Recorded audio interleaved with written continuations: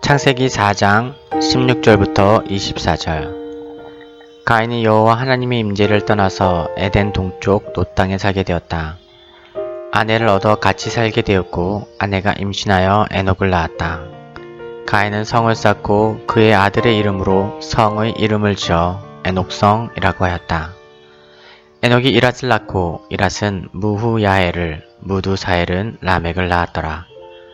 라멕이 두 아내를 맞이하였으니 하나의 이름은 아다요, 하나의 이름은 실라였다.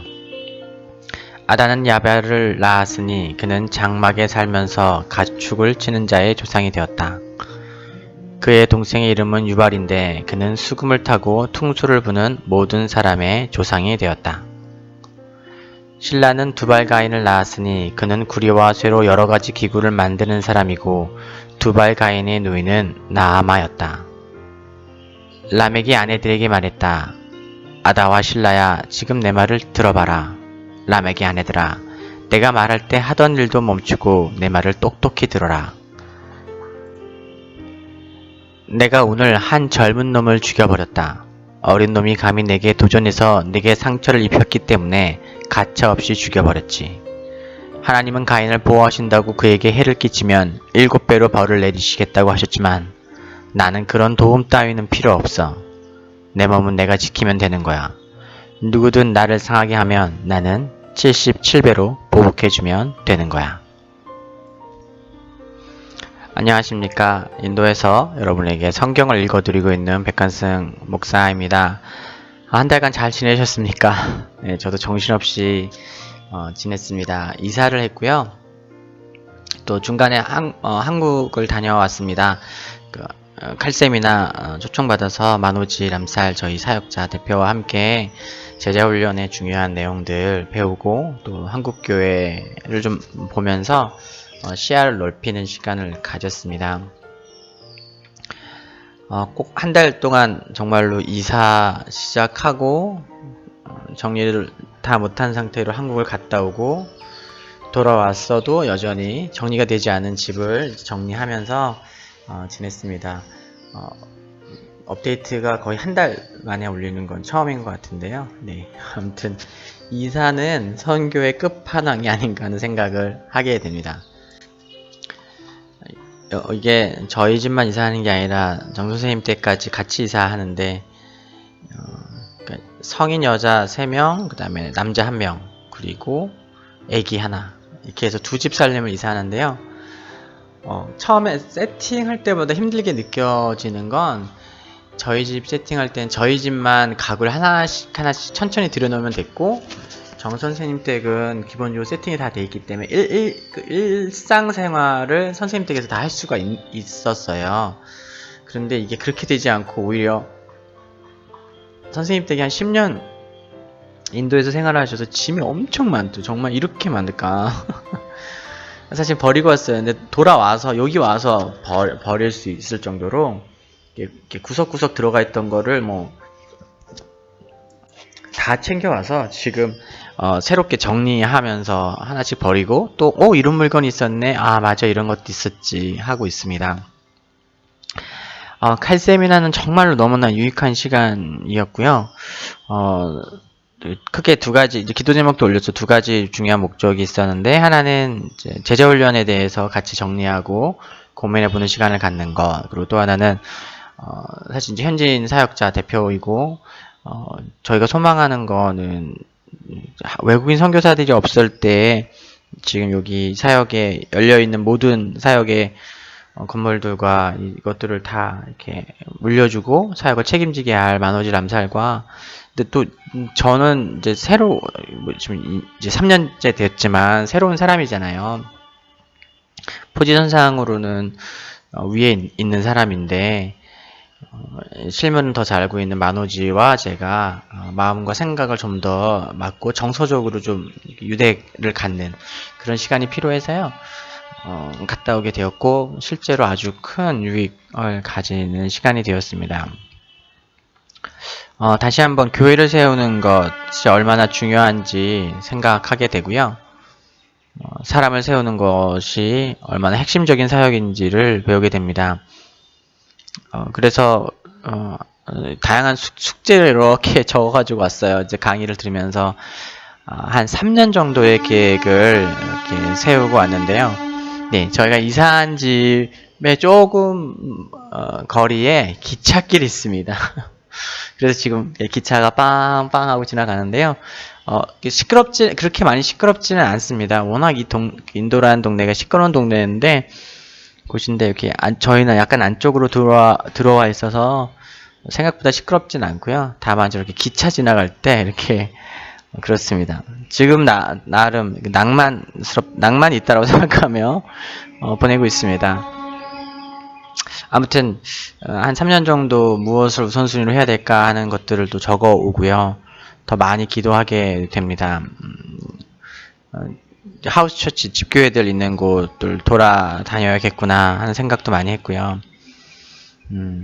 체계를 가지고 한 영역, 한 교회 세워가야 되는 것에 대한 무거운 책임과 사명이겠죠.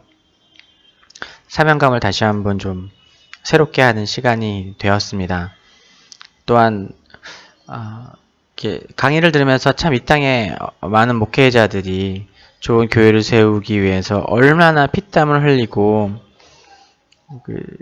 옥하는 사랑교회에서 잘하는 표현인 것 같아요. 진액을 쏟는다.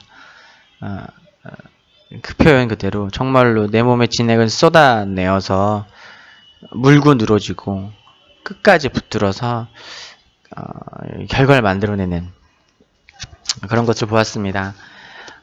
지금은 목회자들이 많이 비판을 받고 그런 시대를 살고 있고 또 그만큼 물을 흐리는 일들이 많이 있었던 것은 사실이지만 또한 보이지 않지만 지금 많이 감추어져 있지만 정말로 수고하고 애쓴 하나님의 사람들, 단순히 목회자뿐만 아니라 교회를 세우기 위해서 애쓴 사람들의 손길들을 다시 한번 보고 교회가 얼마나 중요한 것인지 교회에 대한 사명을 많이 느끼고 또 고백하고 오게 됩니다. 선교사로 이렇게 살아가면서 스스로가 무엇이 될 것인가를 다시 한번 결정해야 하는 그리고 다짐해야 하는 순간순간들을 보게 됩니다. 선교사라는 이름 가운데 목회자가 될 수도 있고요. 소셜 워커, 사회 사업가도 될 수 있고, 그리고 진짜 비즈니스맨이 될 수도 있고, 다양한 모습이 가능한 것이 선교라는 현장입니다. 왜냐면은 한국과 같이 전통적인 모습으로 그냥 목회자라는 이름으로 있을 수가 없기 때문에 그렇죠. 결국 외부 자원을 끌어오는 것이 선교사의 중요한 역할이고 내부 자원을 일으키는 일이 또한 선교사의 일인데 그런 것들을 하다 보면 여러 가지 다양한 이유로 비즈니스도 손을 대야 하고 또 사회사업, NGO 활동 이런 것들이 연계되게 되어 있습니다. 그것이 통합적으로 하나님 나라의 일이지만 그 가운데서 나는 누구인가? 나는 무엇을 하는 사람인가? 무엇이 주된 사역이고 주된 기업인가를 끊임없이 붙들어야 하게 됩니다.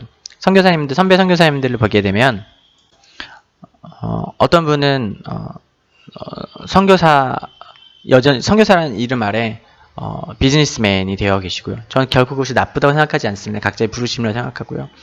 어떤 사람은 사회사업가가 되어 있기도 하고 또 어떤 사람은 영적 세계에 심취해서 어떤 영적 전쟁, 영적 전투 이런 부분에 심취하여서 예배와 땅밟기 이런 사역에 전념하시는 분들도 계시고요. 그런 분도 필요하고 또 교회를 세우며 또 사람을 세우는 전통적인 목회자의 사명을 감당하시는 분도 있으나 더 다양한 모습이 있을 것입니다. 저도 그것들을 보게 되고요.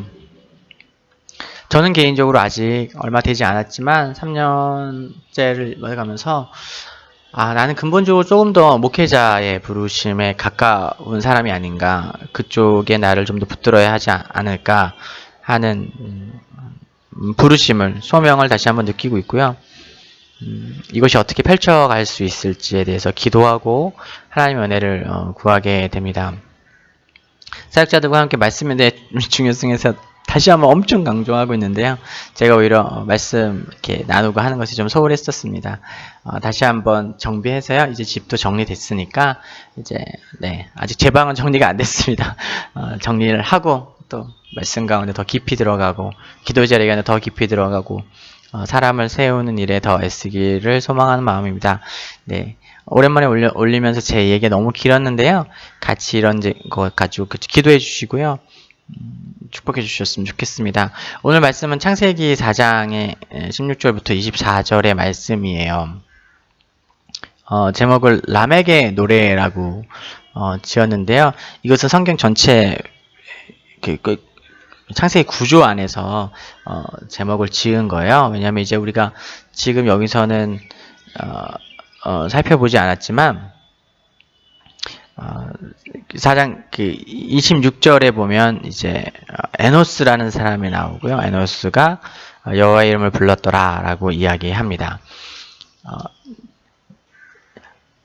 창세기의 족보의 기능, 족보가 나옵니다. 그리고 그 족보는 지금 사실 우리가 그 당시 족보를 아는 것이 어떤 의미가 있을까요? 그렇다고 그 족보가 세세하게 적혀서 모든 사람의 이름이 적혀 있는 것도 아니고요. 물론 이제 장자 계열의 이름을 장자 계열로 족보를 이렇게 정리하지만 그것이 지금 세대까지 이어지는 족보로 되어 있는 것은 아닙니다. 그것은 무엇을 얘기하면 그것이 실제로 무슨 수원백지 선종공파 이런 식으로 이야기하면서 그 족보로 통해서 나의 위치가 어디인지를 확인하는 식의 실용적인 측면의 족보가 아니라는 것입니다. 그러면은 왜 족보가 있을까요? 족보는 창세기 초반에 나오는 이 족보들은 그 기능이 있는데요. 그 기능은 아담과 하와 그리고 그의 자손인 가인과 아벨 그리고 그 가인과 아벨 안에서의 다툼을 통해서 이렇게 두 가문이 이렇게 분리되어 나오기 시작합니다.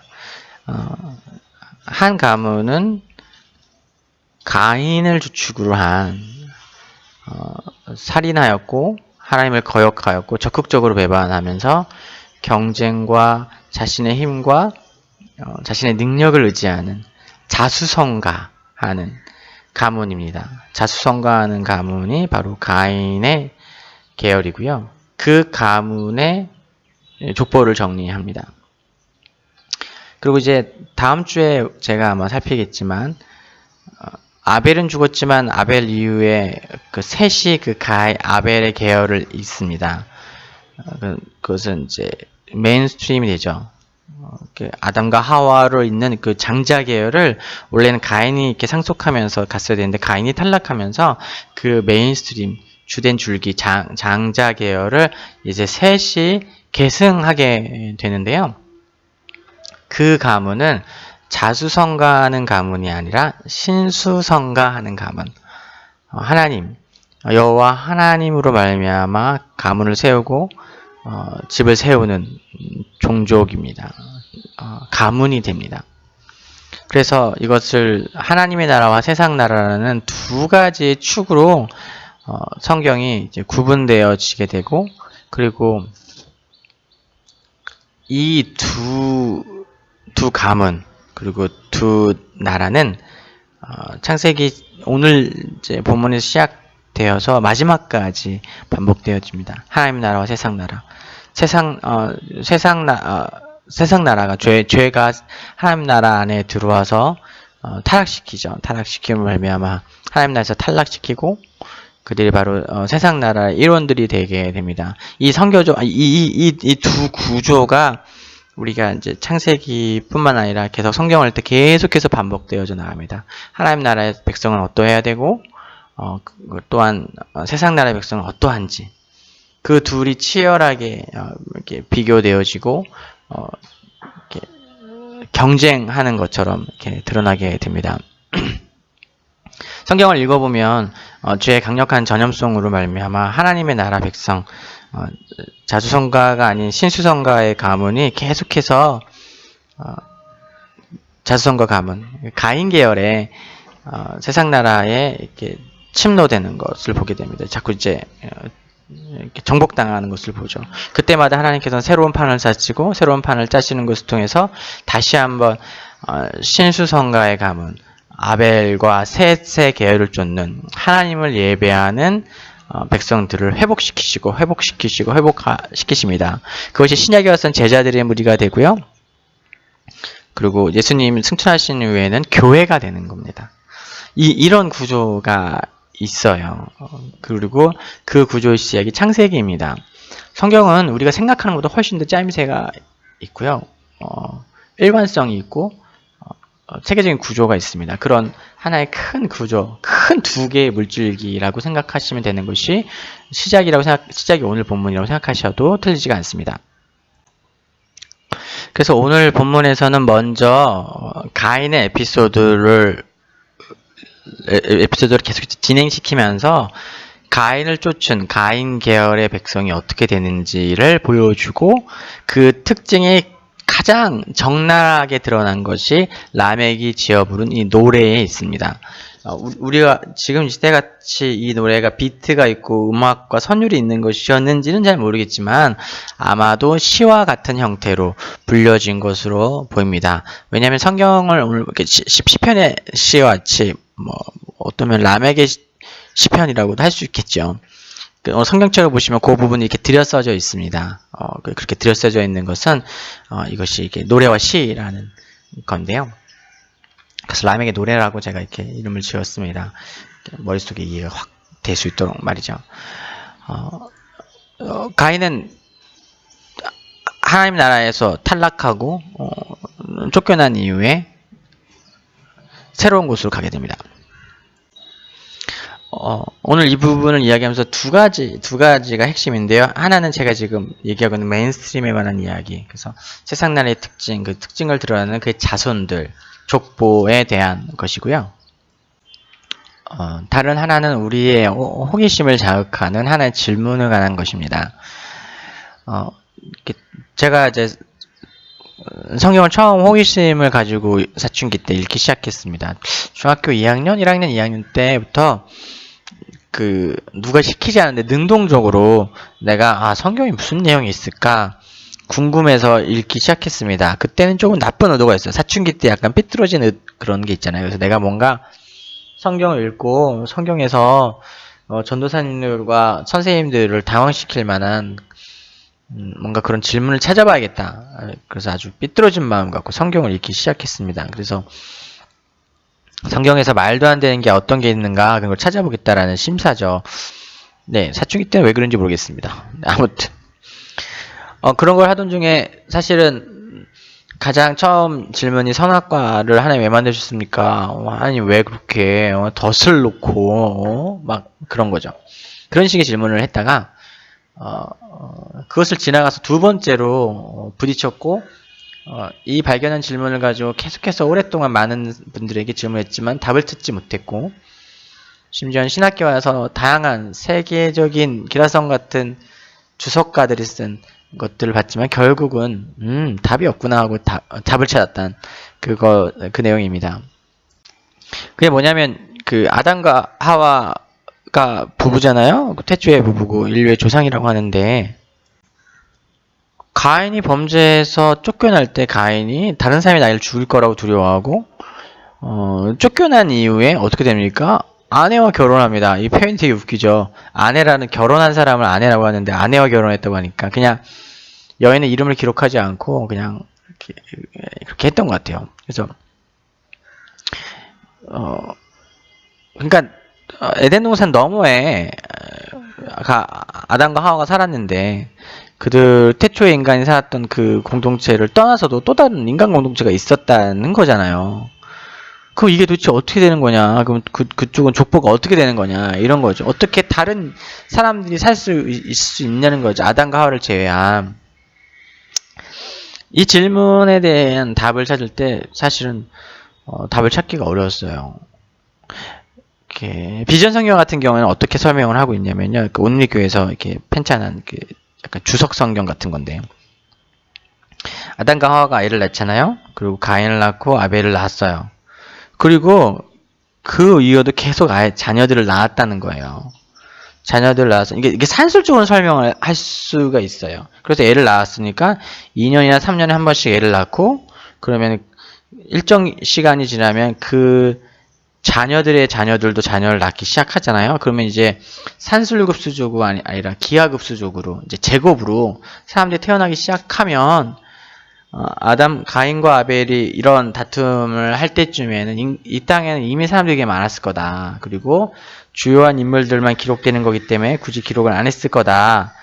이렇게 설명을 하죠. 이제 이게 어떻게든 논리적으로 설명하고자 하는 이렇게 귀한 노력인데 그렇게 되면 또 다른 문제가 생겨나게 됩니다. 그러면 다른 자녀들은 왜 이렇게 쫓겨났었냐는 거죠. 지금 가인은 쫓겨나서 그 사람들 만나잖아요. 무슨 일이 있었길래 쫓겨났었다는 것이죠. 사실 이런 부분 신학적으로 신학적 구조가 이렇게 맞지 않게 되는 거죠. 이야기 구조가.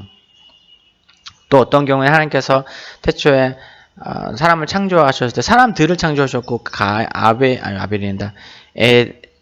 아담이 이제 그 첫 번째 장자라는 거죠. 그래서 족보를 기록하면서 이 스토리를 기록할 때 다른 모든 사람들의 이야기를 가지고 하는 것이 아니라 아담을 통해서 시작했다는 거예요. 그래서 사실 아담이라는 표현이 사람이라는 말이거든요. 하나님께서 아담이 뭘 했다 하시는 게 이게 사실은 어떤 표현으로 사람이 뭐 했다고 하는 거거든요. 그러니까 특정한 개인을 지칭하는 것이기도 하지만 인간이나 사람이라는 그 종족을 대표하는 표현이 될 수 있는 거잖아요. 학자들은 그런 설명을 하면서 그러니까 한마디로 이제 아담 대표설인 거죠. 그래서 그 족보가 얘기했던 거고 이미 다른 사람들 살고 있었다. 근데 그러면 모든 인류의 자손이 아담과 하와의 자손이라는 그런 성경의 근본적인 하나의 틀 자체가 이렇게 흐트러지는 거죠. 주석서들을 많이 살펴보고 학자들을 봐도 여기에 대한 답을 성경을 근거로는 답을 찾을 수가 없어요. 왜냐하면 성경이 이 부분에서 할애하고 있는 양이 되게 적기 때문에 사실 거의 없는 거죠.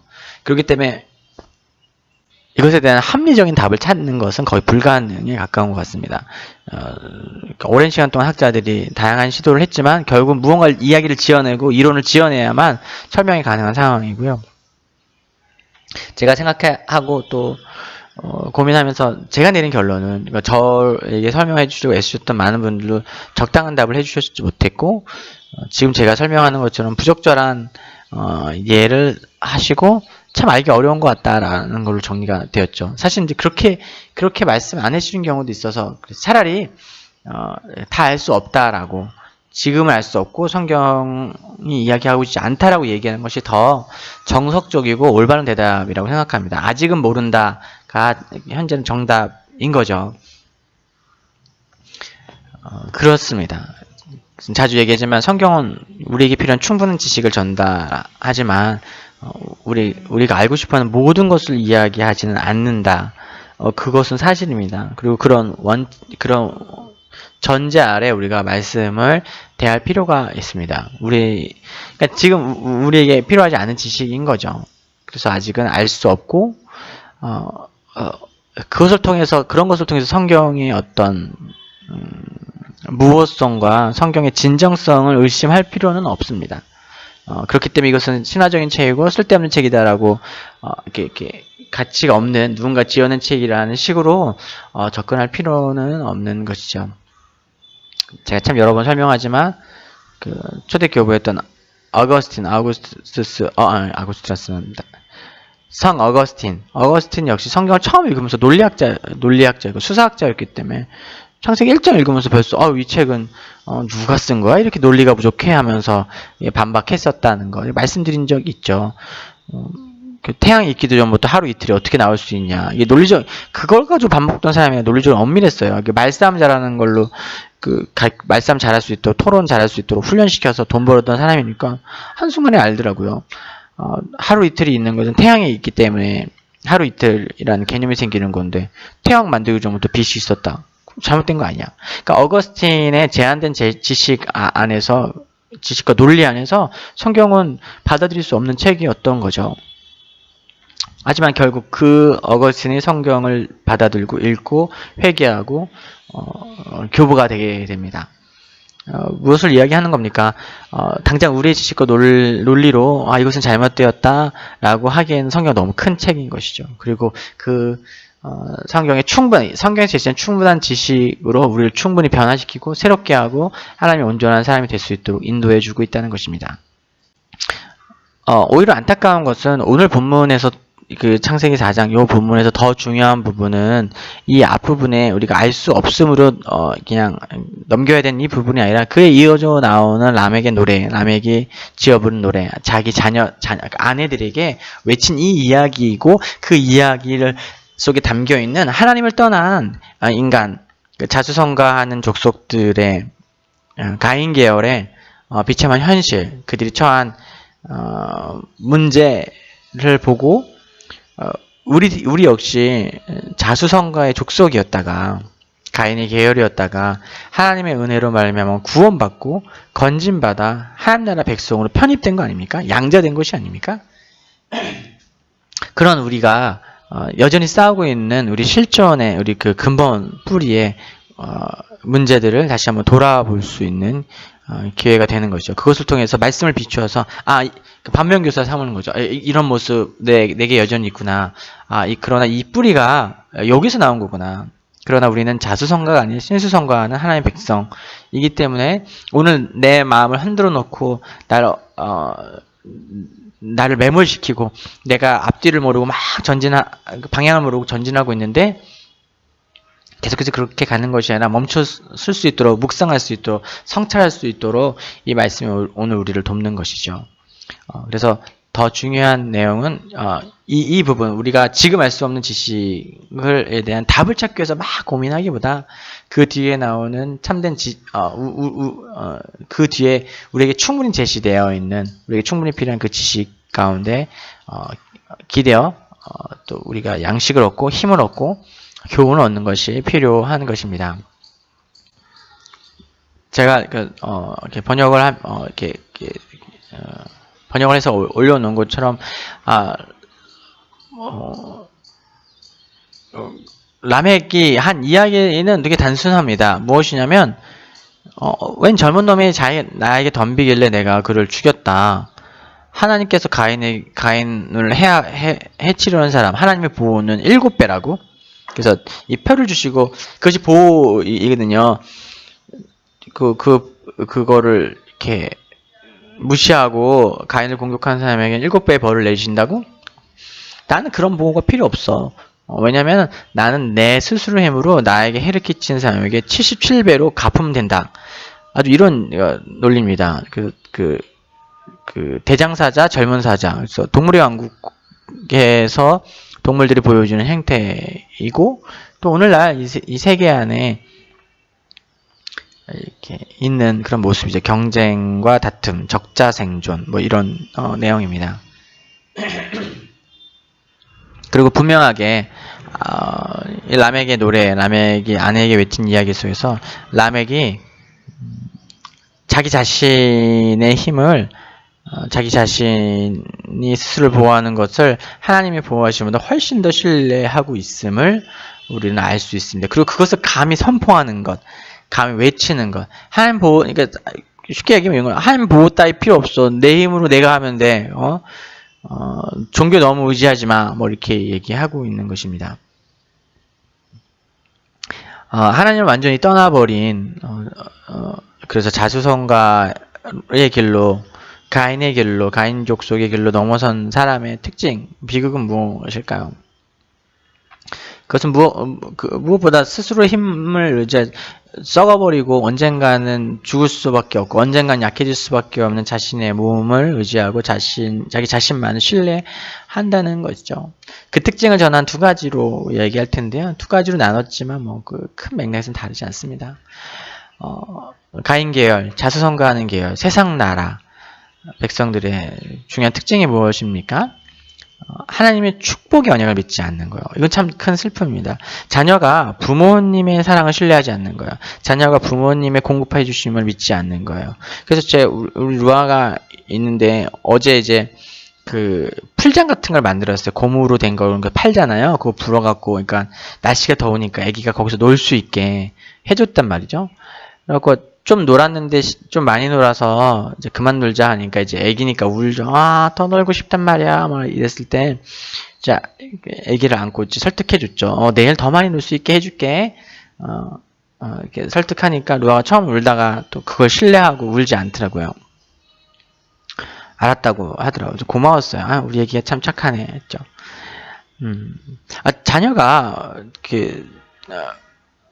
부모의 사랑을 신뢰하지 못한다면, 부모가 근본적으로 자녀의 기쁨과 행복을 그 자녀보다 더 추구하고 있다는 사실을 믿지 않는다면, 그것은 너무나 큰 비극입니다. 만약 루아가 그것을 믿지 않는다면 엄청 계속 울면서 떼를 쓰면서 어떻게든 부모로부터 지금 이 순간의 만족을 쟁취하기 위해서 애쓰겠죠. 그러면 자기만 힘들 뿐이에요. 루아는 이제 씻고 많이 놀았으니까 빨리 먹고 이제 잠을 자야 됐거든요. 부모가 자녀보다 자녀의 행복을 더 추구하고 있다는 사실, 그것은 또 신뢰 관계, 믿음의 관계를 통해서 가능한 건데요.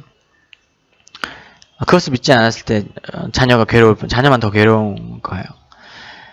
가인부터 그랬습니다.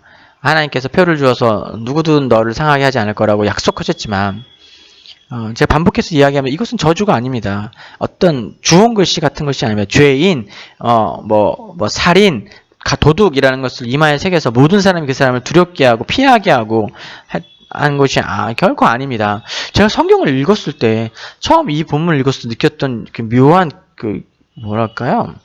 두려움? 공포라고 표현하기는 그렇고, 이 가인이 표를 받다 이렇게 그때 느껴지는 그런 경외감이라고 하기엔 좀 너무 거룩한 표현이고, 공포라고 하기에는 조금 지나친 그 묘한 감정이 있었어요. 뭔가 가인에게 표를 주셨다는 것에 대한 상당히 거부감이 있는, 뭔가 무섭다, 되게 무섭다, 조심해야지, 나는 저런 표를 받지 말아야지 하는 생각을 했어요. 근데 지금 같은 경우, 지금 제가 이제 성경을 읽으면서 이 표는 하나님의 보호와 축복의 표구나, 진노 중이라도 긍휼을 잊지 않으시는 하나님의 성품의 표시이구나라는 생각을 하게 됩니다. 실제로 그렇고요. 가인은 그 표를 받았지만 그것을 신뢰하지 않았어요. 신뢰할 수 없었어요. 왜냐하면 이미 가인은 자기 스스로 자기를 보호해야 하는 그런 존재가 되었던 거죠. 그것을 증명하는 대표적인 행위가 성을 짓는 거예요. 성을 쌓는, 한 개인이 성을 쌓는 건 얼마나 어려운 것입니까? 성은 왜 짓죠? 누군가로부터 나 자신을 보호하기 위한 거예요. 근데 그냥 보호가 아니라 일정한 세력으로부터 자신을 보호하기 위한 것이죠. 또한 그 자신 또한 폭력을 통해서 일정한 세력을 구축한 상태가 되는 것이죠. 가인은 수고하고 애쓰고 노력하고 고민하고 염려하면서 그 성을 짓는 존재가 됐어요. 그렇게 하지 않아도 하나님으로부터 받은 표가 있기 때문에 그 표를 본전 누구도 그 가인을 건드릴 수 없고 해를 끼칠 수 없었음에도 불구하고 가인은 그것을 믿지 않고 신뢰하지 않았습니다. 그러니까 어떤 의미에서 불신 자체가 형벌인 거예요. 신뢰하지 못함 자체가 형벌인 것입니다. 오늘날 우리가 신자가 되었고 믿음으로 살아가려고 노력하지만 우리가 하나님의 축복과 언약의 내용을 얼마나 신뢰하며 살아가는지 다시 한번 돌아볼 필요가 있습니다. 스스로 성찰해 볼 필요가 있습니다. 우리가 말씀 가운데서 우리를 교훈하는 것처럼 성실하게 수고하며 살아갈 때 하나님 우리를 축복하시고 보호하시고 인도하십니다. 때로 우리를 연단하시기도 하고 어려움을 허락하시기도 하지만 그 가운데 우리를 더 온전하게 하고 새롭게 하시는 것이죠. 우리가 이 사실을 충분하게 신뢰하고 믿음으로 나갈 수 있다면 우리는 훨씬 덜 힘들게 살아갈 수 있을 거예요. 우리에게 왜 이렇게 많은 불필요한 염려, 고민이 있습니까? 정직하게 얘기하자면 성경이 이미 선포하고 있는 우리를 향한 하나님의 사랑과 그 사랑의 언약에 대해서 제가 매번 충분하게 신뢰하지 못하고 살아가는 거지요. 그렇기 때문에 그렇습니다. 물론 이것은 그냥 내가 아무것도 하지 않고 그냥 탱자탱자 놀기만 해도 하나님 모든 축복을 주신다는 것은 결코 아닙니다. 오늘 제가 말씀에도 있지만 데살로니가후서에 보면 일하지 않는 사람 먹지도 말라라고 성경이 분명히 이야기하고 있죠. 무언가 영적인 세계에 집중해서 그냥 그런 영적인 일들만 하면은 하나님께서 모든 것을 채워주실 거라고 생각하는 태도는 일종의 영적 열광주의로 사도 바울은 그것을 엄히 경고하면서 예배 열심히 드리고 말씀 열심히 보고 서로 사랑하고 그러나 네가 해야 될 일, 부르심을 받은 그 일 열심히 하면 살아가라. 근데 그거 안 하는 사람은 먹지도 말아라. 그 교회 공동체의 은혜에 기대어서 그렇게 살아가서는 안 된다라고 또 엄히 경고하고 있습니다.